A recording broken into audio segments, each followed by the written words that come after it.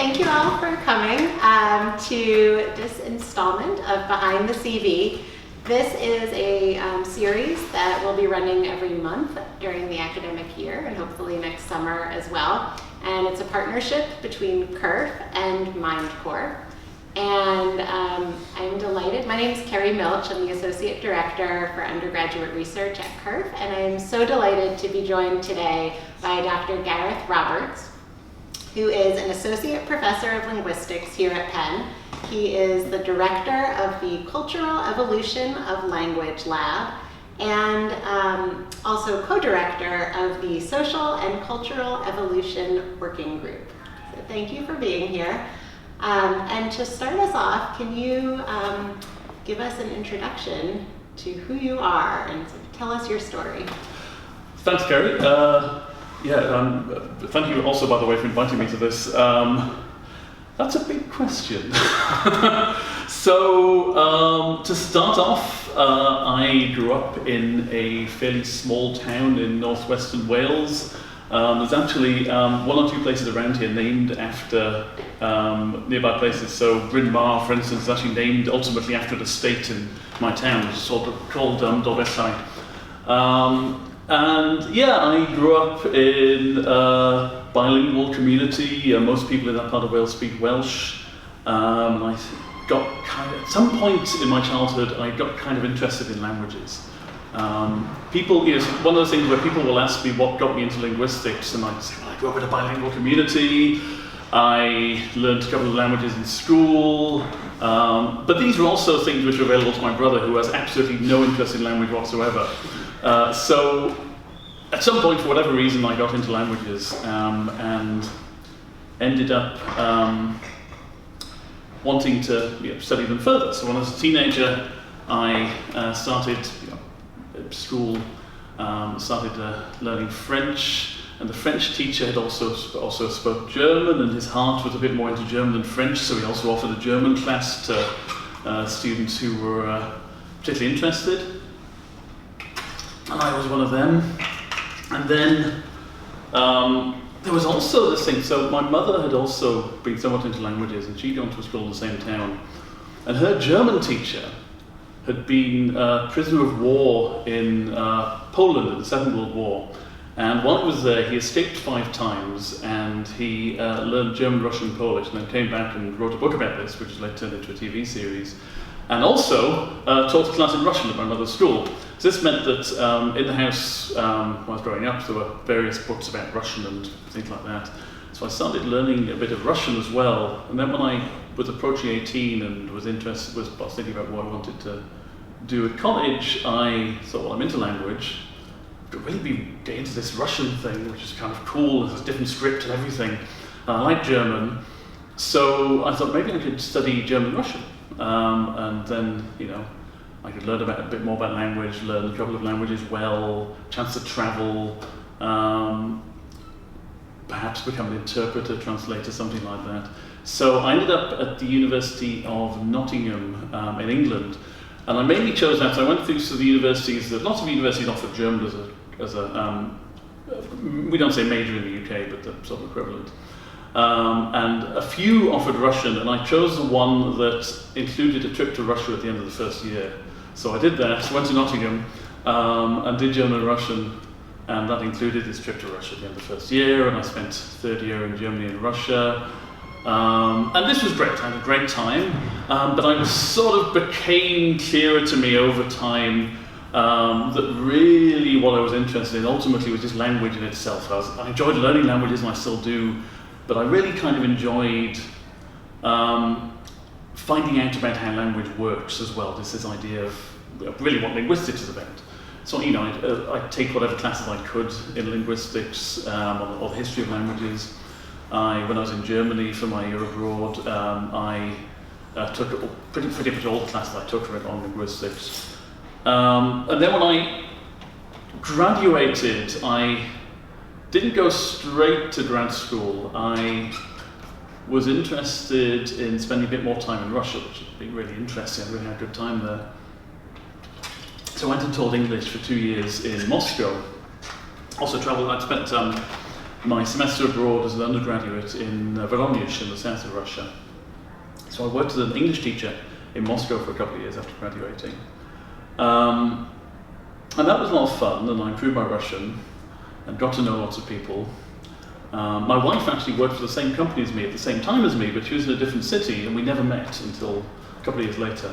But I sort of thought at the time, well, this is fun, it's a nice lifestyle, I teach a few hours in the evening, I get to know lots of people, get to travel, lots of fun. So I thought maybe after this I could go, maybe try somewhere else. I could maybe go to China and learn some Chinese, and I could sort of teach them all. I was chatting to my parents about this, and my dad said, "So, what are you talking maybe about doing a postgraduate degree at some point?" So I thought, yeah, maybe okay. So maybe I'll also apply. I'll think about this, but maybe at the same time I'll apply for one or two things. I ended up applying for a master's degree at the University of Edinburgh on the Masters in the Evolution of Language and Cognition, which is in the linguistics department, or linguistics English language at Edinburgh, but it's part of this somewhat interdisciplinary research group on language evolution. So I think that was the only degree I applied for that year, because I thought, oh well, I'll try this, and then maybe I'll sort of research it a bit better after that and look at other things. This is sort of stood out to me as particularly interesting. So I thought, well, I'll apply for that, and then if that doesn't work out, don't get accepted for that, maybe next year I'll apply for a few other things. So I applied for that and was accepted. So I did not end up going to China to teach more English. I ended up going to Edinburgh instead, in Scotland, and yeah, did the Masters there, and that led into a PhD, that led into a couple of postdocs, and ultimately led to here. I don't know, I can sort of carry on talking about these things. I don't know if there's anything that... Yeah, well, thank you for sharing that. And I realized once you just started talking that I forgot to give kind of a little bit of background about what the series is. Just took it for granted that everybody knows. So Behind the CV is a series where we peek kind of behind the curtain of academia. And so we look at esteemed professors and faculty and ask them to tell us the stories of how they got to where they are, and to discuss, what's not on the CV. So that is a very lengthy list of all your accomplishments and achievements, and obviously there are many other steps and paths along the way. And what struck me from your description of your journey, what you shared so far, is that you didn't go straight through from undergrad to a PhD program.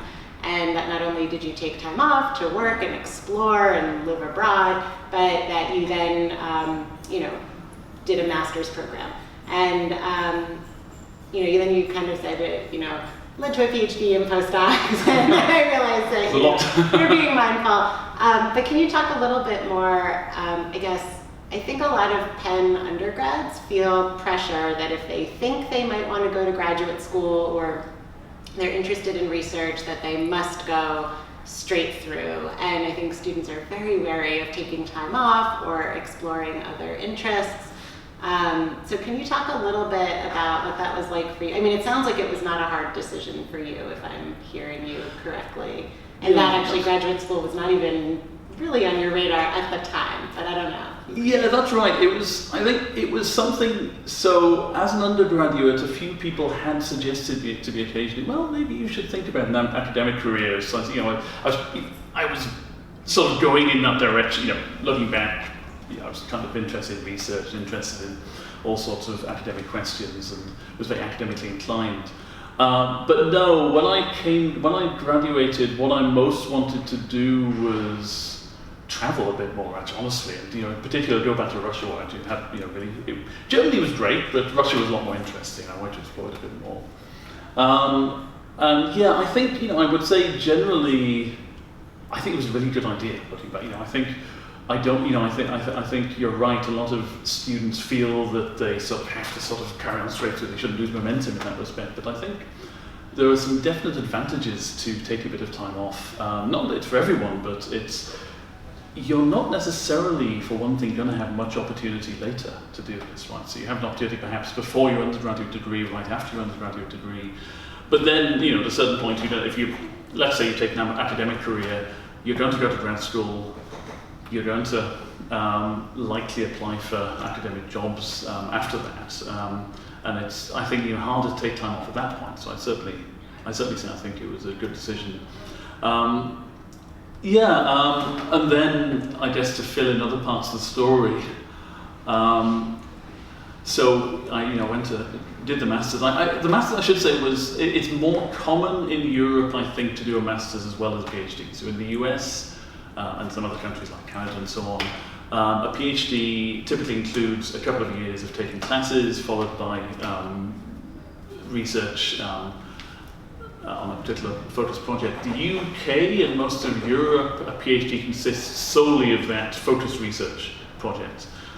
So the classes that you might benefit from taking end up being taken as part of a master's degree before you do a PhD, if you do it. Some people, of course, go straight from an undergraduate degree even in Europe to a PhD, but master's programs are a bit more common. And in my case, I had taken a sort of hodgepodge of linguistics classes. I'd read about linguistics, I was very into linguistics, but I hadn't taken a formal linguistics program at any point until then. So this filled in that slot for me. It also gave me a background, a foundation in certain other things relevant to studying the evolution of language. Classes in evolutionary theory, experimental approaches, statistics, that sort of thing. And then, I kind of, at the end of the Masters, was very keen to do a PhD, and I ended up staying in Edinburgh for that, working in the same research group. And I ended up, I found an advisor I got on well with, was a historical linguist who was quite interested in evolution generally. I was actually married to a molecular biologist. So we got on well, and that worked well.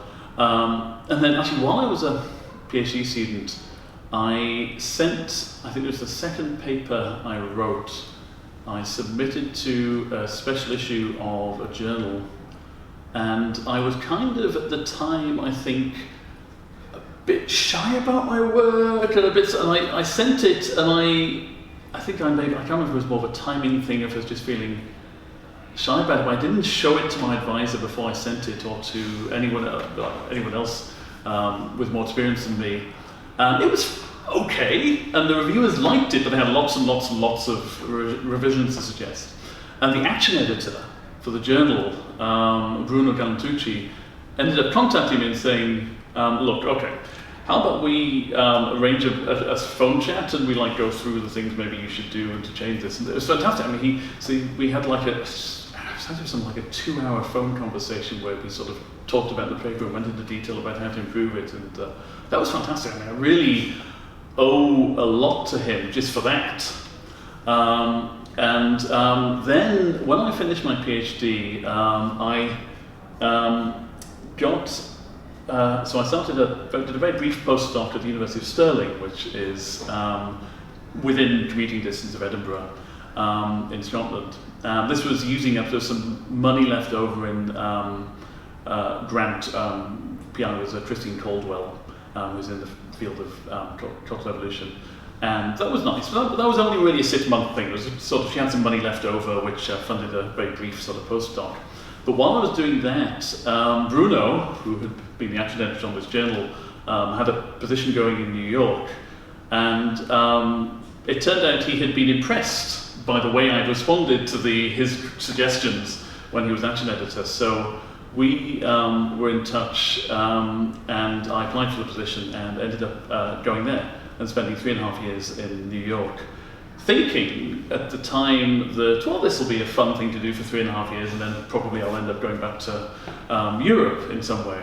And then one of the ways that America snaps up people in some ways is that I think generally the application process for faculty jobs starts a little bit earlier in America than in Europe. Tends to start a little bit later in Europe. So I applied for a couple of jobs here. Was still only just starting to apply for jobs in Europe when I got an offer, invited to Penn for a campus visit. And then I So then I ended up getting the offer here before I'd even really heard back from some of the positions in Europe. So I ended up staying in the US. The other thing to say, I suppose, is the position I got at Penn was a cluster search, by which I mean they were looking for people who did work on evolution, broadly construed. So they hired, in total, over a couple of years, they hired one person in biology, one person in physics, and one person does work on fossil fish, if I remember rightly, and then me. And when I saw the ad, I did not think that this was a job I could get. I saw this and thought, well, cool, nice, but I mean, maybe I'll apply, but they're not going to want to hire me. My wife strongly encouraged me to apply. Bruno, PI undergrad in New York, was strongly encouraged me to apply, so I applied, and here we are. I'm going to ask one more question, and then I want to open it up for the group. It sounds like along the way, there have been, it sounds like maybe luck, and also, not just luck, but kind of you seeing opportunities and taking advantage and going out, and sometimes being confident in the case of submitting the article without having other people read it, and sometimes maybe, gaining some confidence from other people in your life. Go ahead. Yeah, it's because I think so. Yes, I'll say about submitting the article. I think that was almost a case of a lack of confidence, where I felt weird about showing it to people I respected locally, but felt I probably should. It was a very sort of weird kind of. I don't know. I was looking back, I was trying to figure out why I didn't just show this to people and get feedback. And I kind of felt, well, if I have anonymous feedback from reviewers, that's one thing. But if I have feedback from people I know locally and respect, it'll feel more uncomfortable. I should, however, have done that, because although in the end it ended up working out quite well, but ideally I would have got that feedback locally, and which would have been very useful. So I definitely recommend to anyone watching this, ask for feedback liberally from people around you who are in a position to give it. This is one of those cases where something which, in a sense, was awkward and embarrassing at the time turned out very well. It was a good life lesson. But yeah, I think a lot about lucky people and unlucky people, because there are people in the world who do seem to have luck, and there are people in the world who do seem to have bad luck. And some of it is, where you start off. Some of it is the kind of opportunities available to you for all sorts of kind of structural reasons, of course. And some of it is taking opportunities, realizing that something that is available to you is in fact available to you. So I think this is one of the case with the job I ended up getting at Penn is I could have not applied for that job and then in retrospect thought that there just weren't really any suitable jobs that year. There was an evolution cluster job where they weren't going to hire a linguist or blah blah blah blah blah. But turned out in retrospect that was a good opportunity. It turned out I was ideal for that kind of position. They were looking in many ways for someone who was not maybe a traditional evolution person in the sense of biologist or a physicist or someone like that. So I think a lot of success, so much success comes down to luck. I was lucky that certain opportunities were available at the time, but also just taking a chance on things, having enough confidence or leveraging a lack of confidence to do things and apply for things and take advantage of things. I remember when I was talking to someone recently about this, that when I was younger, I found I was often a bit kind of nervous about trying out new things. So I decided I could leverage a habit I had, which was that I realized that I also had a fairly strong sense of duty. I'm the kind of person who, if I have signed up for something or committed to something, I'll go and do it. So I signed myself up like several months ahead to do something, and then I'd feel duty bound to do it. So this is how I ended up as an undergraduate doing a bungee jump, because I saw that there was a sort of, someone was organising a sponsored bungee jump thing, and I thought, well, if I collect money for this, I'm really going to have to do the jump. So I did. So things like that, I found that's something that's worked out fairly well as well. It's just trying to find out, my wife, for instance, I've talked to my wife about this, and she says she would just not do it. She might do it, she's quite confident in lots of ways, but she doesn't have the same sense of commitment that I feel I do in that sense. She'd probably have done the bungee jump if she gathered money for it. But yeah, so I think a lot comes down to luck and looking at things and seeing them for the opportunities they are, rather than assuming that they're not really available to you. And just asking people. I mean, this is the other thing, is I showed the ad to my wife, to Bruno, other people, and they were all really encouraging to do it. So this gave me information that was useful. I think it was what's another question? Oh no, no, that was fascinating, and I like what you said about, and also not to diminish obviously your hard work. I am not at all suggesting obviously that it's only luck, but that I think having the eye and the awareness to both recognize an opportunity and also to know yourself and know, like, maybe I'm someone who shies away from certain opportunities if I think it's not a perfect fit, but also I know I have a strong sense of duty, and so to push myself outside of my comfort zone, I've developed these workarounds. Is fascinating. I want to open it up and see what questions people in the audience have. Yeah. So my question is, like, how did you start pursuing research in your undergrad, and how do you see research differently now than how you initially saw it? Yeah. That's a great question. Something I'll say is I did very little actual research as an undergraduate, which is interesting because now I involve a lot of undergraduates in my research. So really what happened was, as an undergraduate, really, to the extent I was involved in research, it was talking to faculty about their research and things, and reading and things like that. And I think since then, via my master's, via my PhD and so on, I've certainly been involved in lots and lots of different kinds of research, of course now. But that really, properly started when I was a master's student. And I think I would definitely, looking at it from the other side, I kind of feel in some ways that was a mistake on my part. I should have tried to be more involved in research.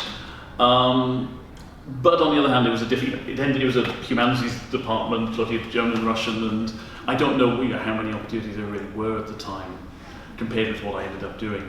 But I do think that one of the things, certainly at Penn, if you really want to make the best of your time at Penn, doing research is a really good way to do that, right? I mean, there are so many great opportunities to get involved in research, which I don't, in retrospect, I just don't know what there was available. I probably should have explored that more as an undergraduate. The way I say it differently now, I think, it's a very good question, what's changed and how I see research. I think one of the things I think I've come to realize more and more is the amount of creativity there is in research, right? So I think you might think in science, right, that in some ways there are important questions we need to answer, and we sort of figure out what the best way to answer these questions is, and then we'll sort of go in. And I mean, to some extent that's not entirely false, but I also think that there's an enormous amount of creativity that comes into understanding what questions are there, how we might kind of answer those questions, coming up with questions in a sense. I mean, the world exists, language is a thing that exists in the world, and understanding what kind of questions we might ask about it and might be useful to ask about it, for instance. It's a really creative process into it. I think coming to realise the creativity of research is something that I think has changed in how I see it. As a follow-up, since you hadn't done much or any research as an undergrad, when you then, I don't know how much you did in your master's program, but certainly in your PhD program you were doing research, did you feel like you had to play catch-up? Or I don't know to what extent it's maybe different in Europe and honestly at different times. I feel like the expectations have changed over the last several decades in terms of what grad students are expected to come in knowing and also leave with what kinds of publications and stuff. Yeah, no, indeed, good question. I think to an extent, I found in my master's a number of other students in my cohort had already been involved, especially people who'd maybe done psychology before, feels like that, had already done a bit of research at least. And I think, I don't know if I'd say I felt I had to do catch-up. I felt that some people were ahead of me, but I didn't, and I felt, well, here's, I need to learn how to do this. I need to learn what research looks like. I need to learn these particular skills and tools for this. But I didn't feel necessarily that this was an overwhelming task. I didn't feel that everyone else was way ahead of me and already knew how to do this. And it was, I think one thing I guess that was nice about the Masters, in retrospect, was I guess I had a sense that there was space to explore, there was space to grow and learn and find out what I wanted to do, and that was nice. It's it's one of these things where, in retrospect, looking back to my undergraduate degree and master's program, I'm thinking about now the kind of expectations we have of grad students coming in, where we expect them to have done research in one way or another. I'm kind of surprised by my own trajectory a little bit. So in that respect, I think I got somewhat lucky. Although, I think the master's again was an important step in that. Doing a master's before my PhD made a big difference there, and setting myself up as someone who did research. Was there ever a time where you felt lost or kind of unsure of your direction or where you were headed? Yes, many times. I think, that happens that still happens. Right this semester, I think, so last year was my first year with tenure, and I was acting undergraduate chair in the department, which left me a little bit less time to sort of reflect on things. But right now, one of the things I'm trying to achieve this semester is to sort of think about what's next. What's the next big thing? What is my research going to look like over the next few years? But this has happened. Throughout my. I remember as a master's student thinking. Well, as an undergraduate, thinking, what will I do after I graduated? I wasn't completely sure. I ended up realizing what I wanted to do was travel a bit more. And then, as a master's student, again, as I said, when I was in Russia, I thought, well, maybe I could go to China. If I go do a postgrad degree, where will I go? And then I remember spending a fairly long period trying to figure out what I was interested in doing research on in my master's. And my initial idea for my PhD was to turn that into what I'd done for my master's, into a sort of larger sort of replication of that. I ended up going a very new direction in the end. And it's, I find part of it, I said before, about realizing the opportunities available to you. The other thing I think I found is sometimes it's a process, I think, of thinking about what I actually care about and what things that are in my environment, my experience, that seem interesting and important to me, and trying to think about what actually matters to me. I think that's not always obvious, and sometimes I found I'll be talking to other people or hear them describe my research in some way, and I think, I actually quite like that. That's an interesting way to put it. And other people sometimes see sort of links or connections or ways, see things in what you're doing that you don't necessarily see yourself so clearly. And that's been useful, so talking to other people in that respect and listening to what other people say. And the answer is, at almost every stage of my career, I have had moments where I'm really not sure where to go or where to go next. My main solution, apart from talking to people, is to do a lot of walks in nature and I sometimes sort of go lie on the grass outside and sort of stare at the sky or the trees, or think about, and sort of go through ideas in my head. And I haven't found a much better solution than that, honestly, apart from just trying to spend a lot of time around other people, chat to people, and so on. Reading is good as well, of course. We also reading other people's work, and sometimes these sort of form connections you don't really realize were there until you suddenly read someone talking about something. Oh, yes, this is a really good idea. So. I was speaking to an international student the other day who was saying that they were feeling very homesick. And one of the things about an academic career is that it often does demand that we travel a lot, travel abroad for grad school, college, postdocs, jobs, everything like that. So I wonder if you've, at any point in your career, felt very homesick, and how do you deal with that? So. It's a good question. I honestly, and this is weird, I don't feel homesick very often. I'm always, It's funny. My wife does. My wife has quite a large family in England, and she misses them quite often. I think I feel very close to my family whenever I'm back in my hometown. It's nice. I like it. But I think it's kind of like the difference in dogs and cats, where cats have a home territory which they really, really like, and really important to them. If you take them away, they hate it. Whereas dogs just kind of move with the pack. I kind of feel that for me, I'm more of a dog in this respect. That I like being with my family, which I mean my wife and kids and so on, and that matters to me. And I would miss them if I was away from them for a long period. Although it is a lot quieter when my kids are not present. But no, I would miss my kids and wife if I weren't with them for a long period. But yeah, I don't personally tend to feel very homesick in that sense. To the extent that when I miss people, mostly what I find helps is talking to, calling home, calling family, and certainly this is what my wife finds helpful, visiting and so on, that sort of thing. But it's a very good question. I'm sorry I don't have a very good answer because it's yeah. Can I flip it? Because you were very interested in travel when you were younger, and so you seem like the type of person who really enjoys going abroad and having those experiences. So now that you are here and you're tenured, and obviously you can take sabbaticals and travel, but for the most part, you've chosen a career that doesn't involve frequent, it might involve trips, but not necessarily living in many other places. Do you miss that? And was that at all difficult when you were deciding, okay, I'm not going to go teach in China or kind of pursue that path, I'm going to go a different route? Was it hard to give that up or not? Yeah, it's a good point. A little bit. I did I did wonder as a grad student. I did sort of imagine that in principle I could go anywhere in the world, right? There was this sense that was exciting. Part of an academic career is it's not too difficult to go and live in a different country. It's difficult to get the job in the first place, but traveling to particular countries, depending on where you're coming from, certainly if you're from the UK, it's not terribly difficult for lots of places.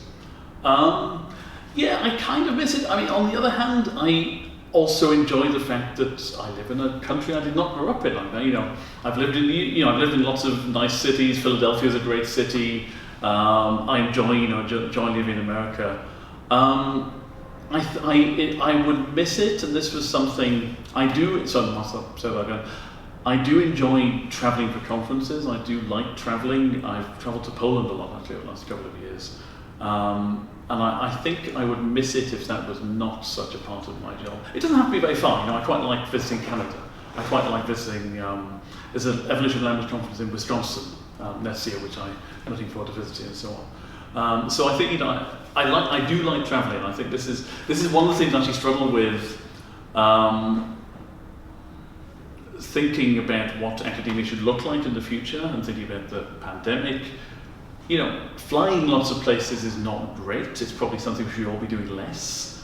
But also it's something which matters a lot to me, traveling. I try and travel by train where I can and so on, which is not bad in this corner of the US. It's not great for most of the US.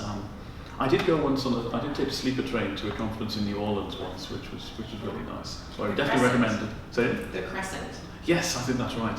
I definitely, if anyone would like to visit, take an Amtrak sleeper train at any point, I really recommend it. And if you time it right, it's not necessarily much more expensive than flying.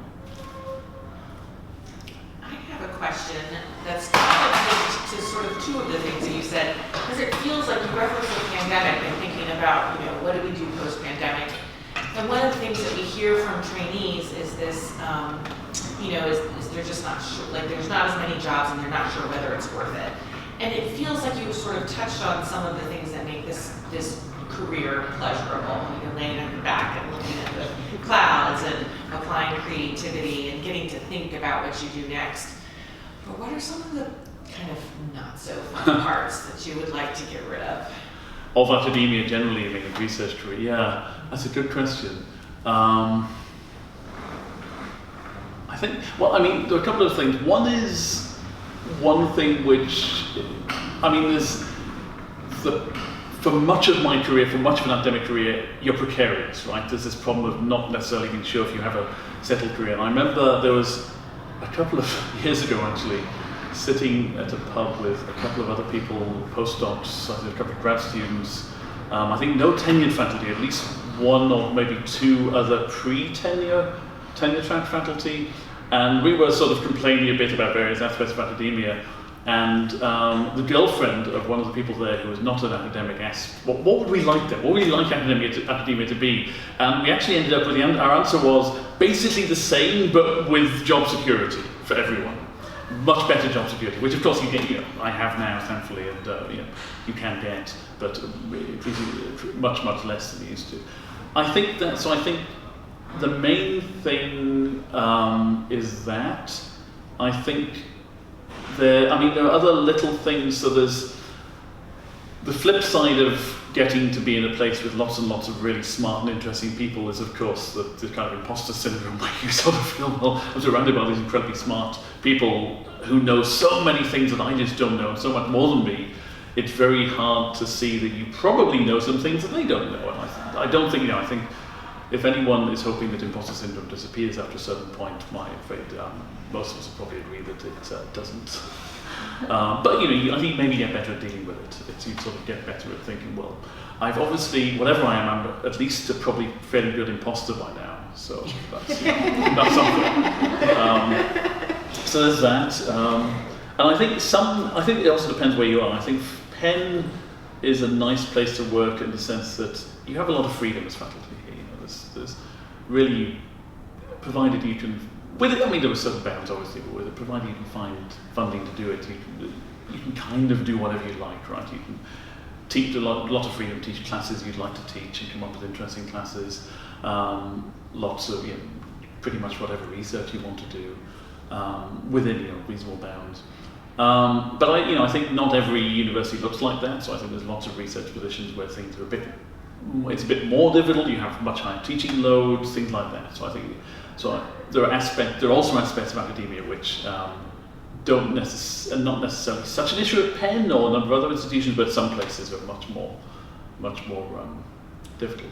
And I think also, of course, we've talked about travel. I like traveling, I like living in other places, but it's been harder for my wife to be this far from her family. She moved here with me very happily and in full understanding of what that meant, and encouraged me to apply for the job. But I think it's definitely been harder. She is someone who does feel homesick occasionally. So I think that sense that you just can't decide where you're going to live is not great for lots of people. I have other questions, but are there other questions from the audience?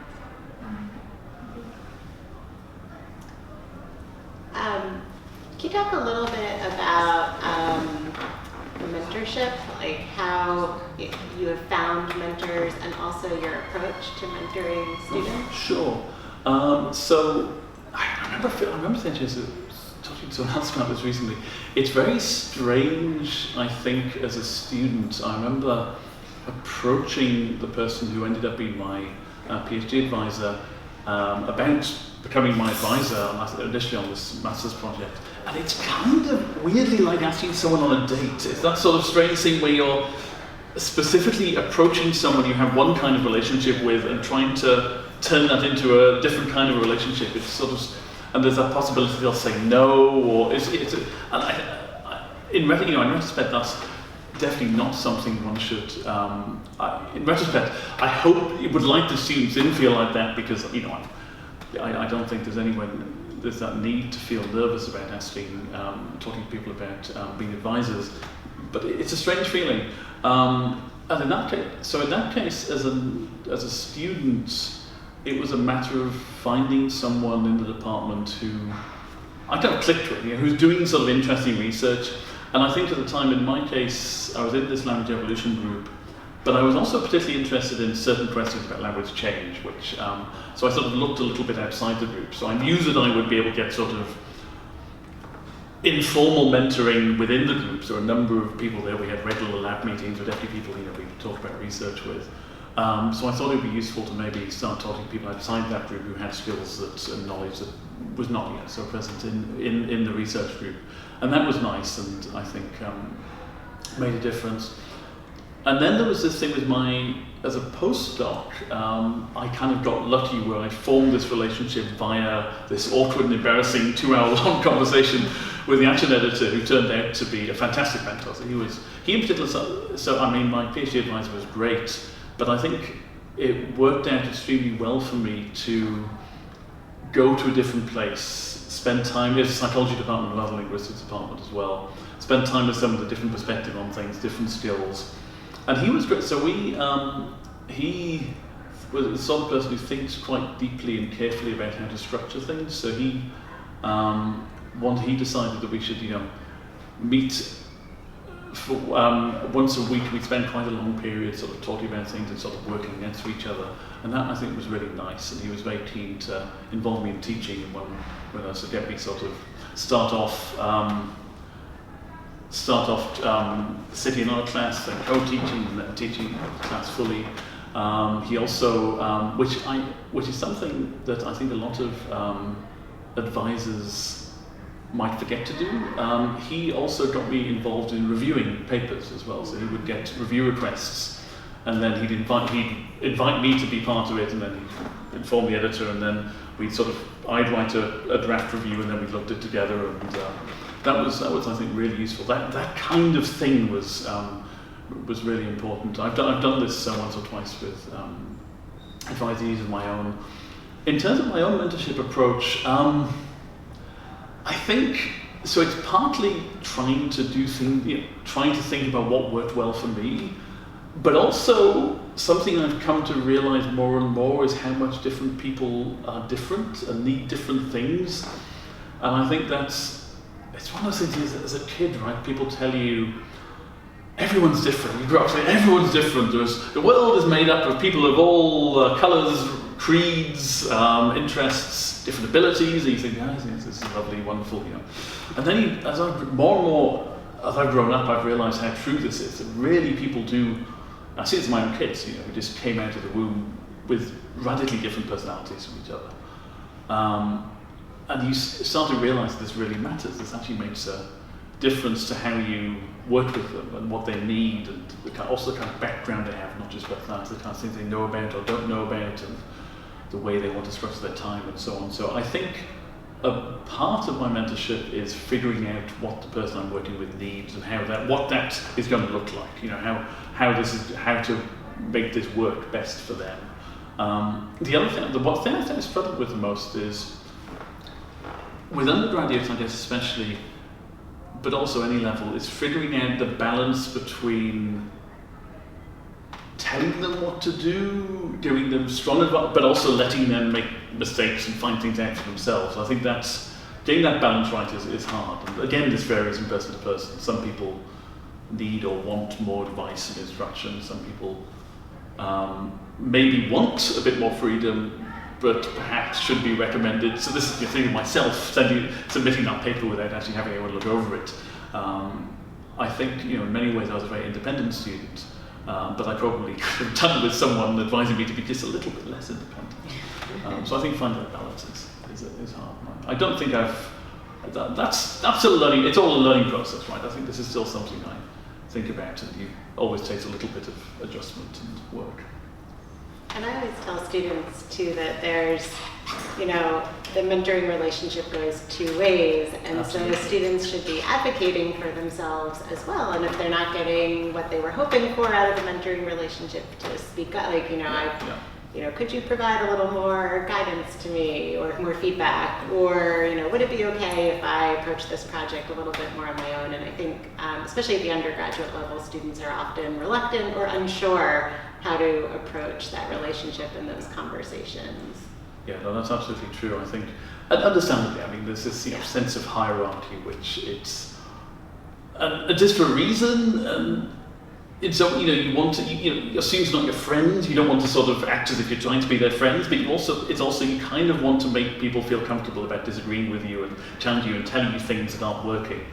And that's hard. I think one thing I've always found I appreciated students, and this is a personality thing, is it's great when students disagree. It's great when you like suggest something, the students don't just write it down, but they actually, they actively sort of disagree with you if they don't agree. I mean, you don't want students to just, I'm not saying that students should be contrarian, just disagree with everything you suggest, but it's really, I think, really useful when you work with a student and they say, no, I don't think that's true, or no, it's not like that, it's something, I think that's great. I mean, that's where you find really sort of productive working relationships happen. And, I have a question because I feel like linguistics is actually very misunderstood. yes, I think that's probably true. What it is, and so I'm curious, like, what is your explanation to like a cab driver or the person next to you on a plane about, what's your go-to answer, and then what is the misunderstanding that is the most tiresome to hear? Yeah, so I think if someone asks me, so what I've started saying when people sometimes say scientific study of language or something like that, which is fine, but people doesn't really necessarily explain very much. So what I've started saying is, so what I'm doing right now, right, is I have some sort of idea or something in my head, and I am doing this weird thing of flapping parts of my face around, flapping my tongue around, moving my lungs, there's air coming out and it's vibrating air molecules, it's hitting your ears, and incredibly fast, that's creating thoughts in your head which have something closely in common with the thoughts that are initially in my head, hopefully.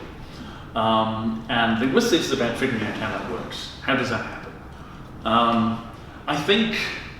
I mean, one of the most common misconceptions people have is that linguistics is about learning languages. And of course, there are linguists who study how people learn languages, and especially how children learn languages, and how people teach them better, and so on. But I think the classic question that all linguists are used to hearing is, how many languages do you speak? Which, and I have nothing where I actually do quite enjoy learning languages, so I do, my answer is, well, but what I also tell people is that the languages which have been most useful to my career as a linguist are all programming languages, which is not necessarily obvious. I mean, the other thing is people often expect linguists to be very critical of other people's language.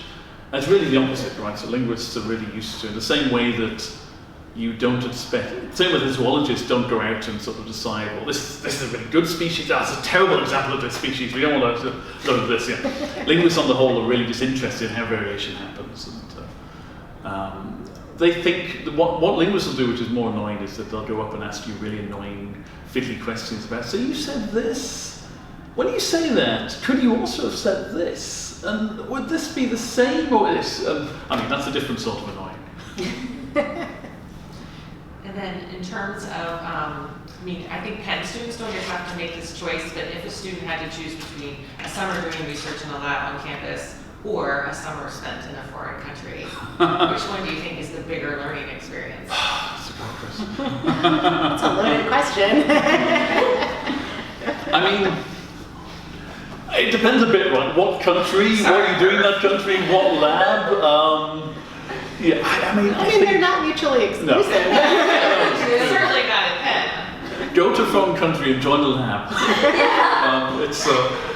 think it depends what you need. I think both are really valuable experiences, right? So it depends what you need. So I think at some point it's a really good idea if you're at Penn as a student to get involved in research one way or another. I think that's a really good thing to do, and maybe start doing that early so you can build up a kind of experience, get to know a lab, and perhaps come up to your own research questions, get involved in research in a deeper way. But also, if you have the opportunity, also travel. I really, it's hard. It's kind of like asking, well, are you going to spend your money on, should you spend your money on rent or food? Or well, ideally you'd figure out a way of doing, maybe that's maybe a bit more sort of serious conundrum in a certain sense. I think both are really, really valuable, I think. And I think, if you travel to somewhere where English is not the main language, definitely try and learn some of the language there. So you'll find the experience is much more interesting. I mentioned before that my wife lived in Russia at the same time as me. We never met.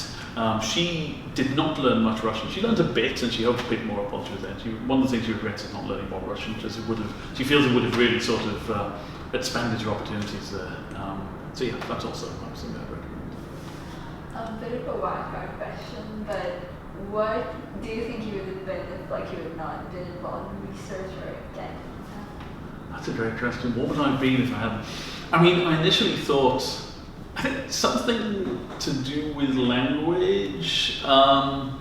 So I initially thought as a teenager that the main job there for people who are into languages in one way or another would be to as a translator or an interpreter or something like that.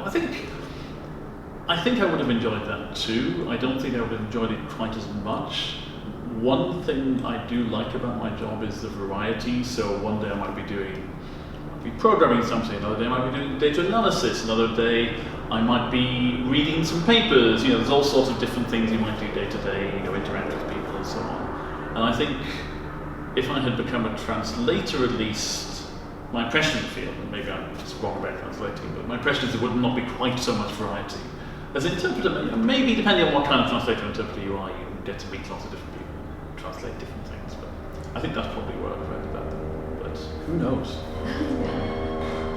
Do you have advice for students who think they might be interested in a career in research or academia, but they're not quite sure? Yeah, very good question. Two things, I think. One is get involved in research. It's hard to find out without actually getting involved, right? Find out what it feels like. Go and do it for a bit.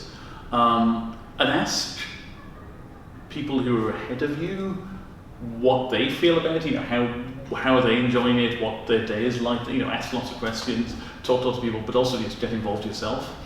Bearing in mind, it's going to feel different at different stages, so you want to combine that, trying things out with talking to people at different stages. And the other thing is, don't be afraid of taking time off. Don't be afraid of. So I guess it's a twofold answer. One part of my answer is try it out, and the other part of the answer is don't do it for a bit. So do it and don't do it. So go and travel, go and spend a year or two abroad, go and do whatever. Go back to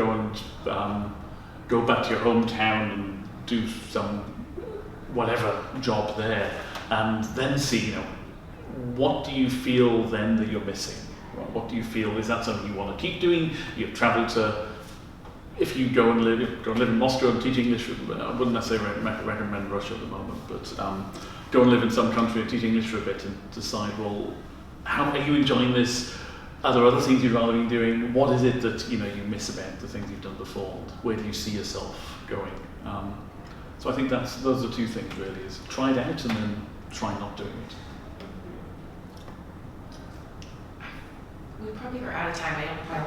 But I also am just curious because I feel like your being Welsh is a big part of your identity and sort of what you carry. And I wonder if there are links there too to this fascination with language and sort of the role.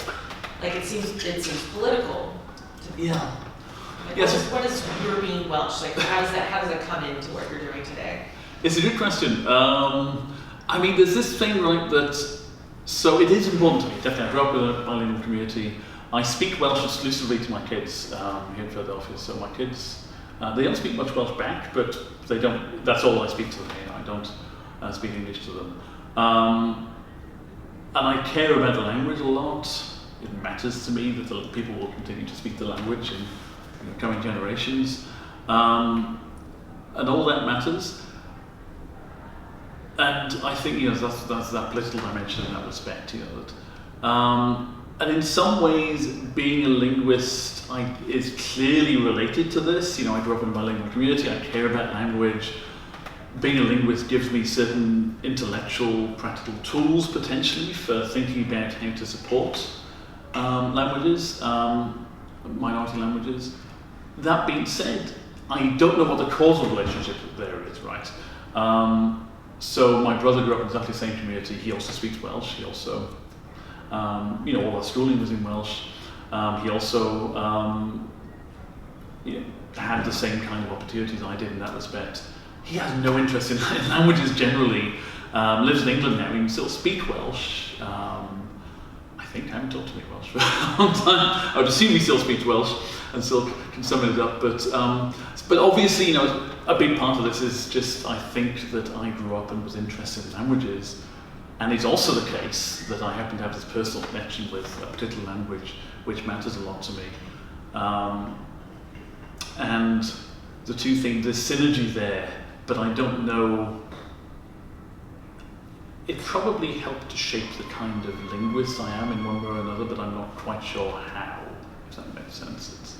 I don't do, I have one paper on Welsh, and I am sort of thinking maybe I'd like to do more work in the future which is relevant to minority languages, language shift, where one language takes over in a territory from another language, that sort of thing. But yeah, it's a good question. It's this sort of aspect which clearly fits in somehow, but I think it'd be interesting if it fitted in more. Well, I think on that note, I will thank you again so much. This is really a wonderful conversation. I think lots of great, advice for students and people, non-students at all different stages Students of people, of their career. I firmly believe students of people. Talk about language, yeah. No. People who are students and people who are not students, to clarify. So again, thank you so much for taking the time to speak with us, and thank you all for being here, and we hope to see you at the next one. So stay tuned for announcements from CURT and MindCore with the next date and location. It will be happening in October. Thank you so much for having me. It's been great.